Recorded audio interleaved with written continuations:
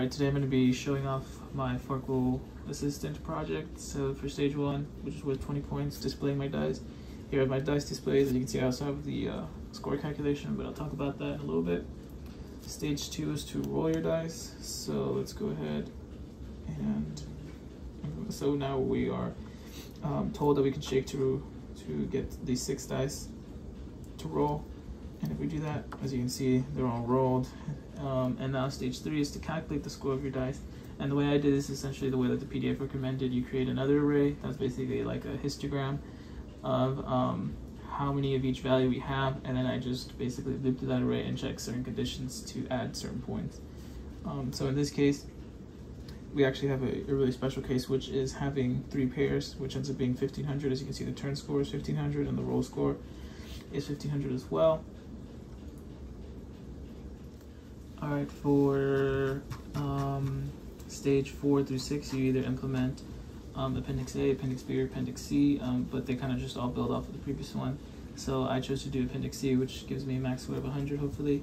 And that essentially begins by having a start screen. As you can see, it shows up here. It tells you can roll 6 dice. One of the interesting things is if you push button B, then you can change the number of dice you're going to roll. So as you can see, it changes to 0.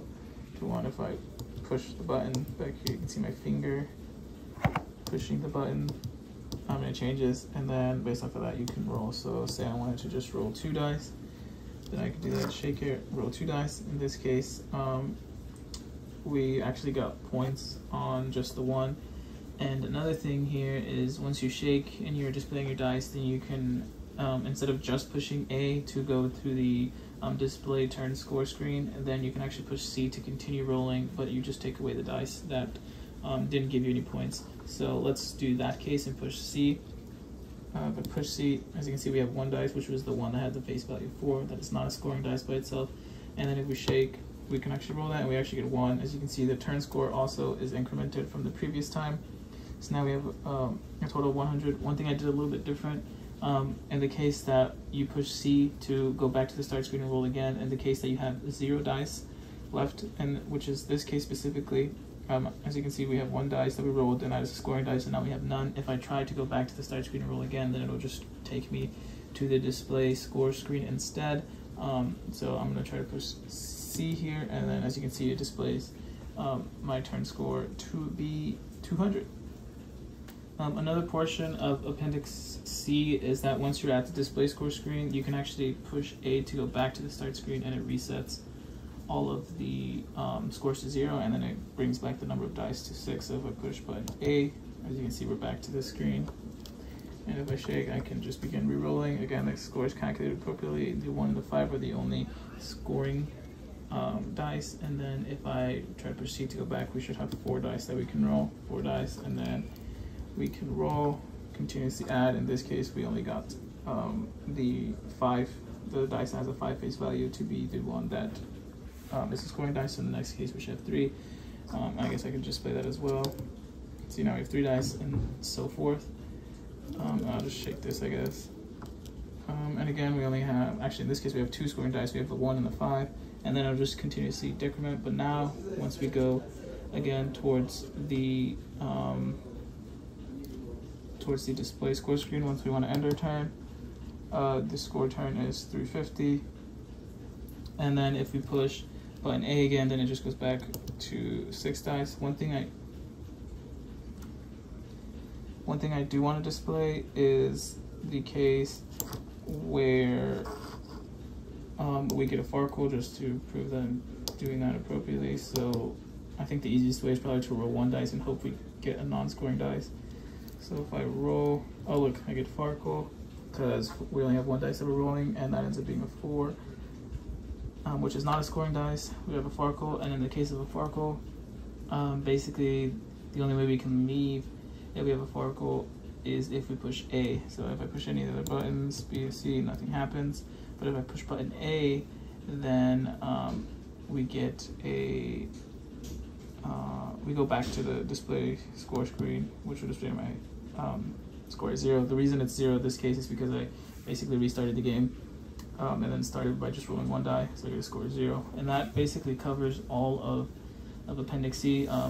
The one thing I want to point out is to get to the Farquhar state, obviously you can start off with any number of dice. It's just a little bit hard to get a specific scenario with that specifically because we see the random function. So each iteration of times we have the same number of, or the dice are always going to have the same values. That's just how the random function works. But yeah, that's basically all I wanted to display.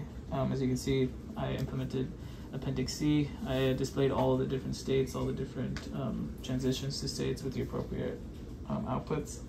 And so yeah, thank you very much for watching.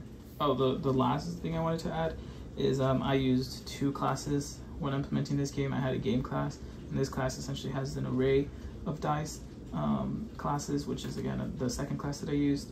And this is essentially just the way that I kept track of which dice I want to roll based off of the number of dice. I also kept the game object also kept track of like the current number of dice we're rolling, the current turn score, the current roll score, as well as the state of the game. And then we also had an array of integers that served as the histogram array when we were trying to calculate the score for that specific roll.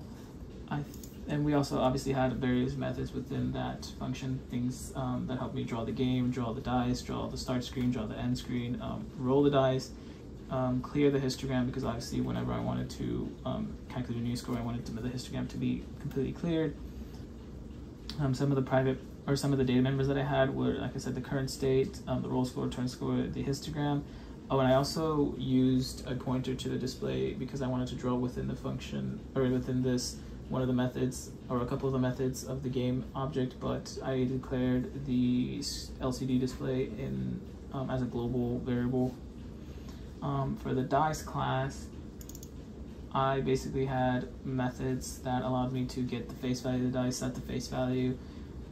I also had a couple of enums. The main one was basically just dealing with the location of each dice. So I created an enum within the dice class that had locations right to the top left, top middle, top right, bottom left, bottom middle, bottom right.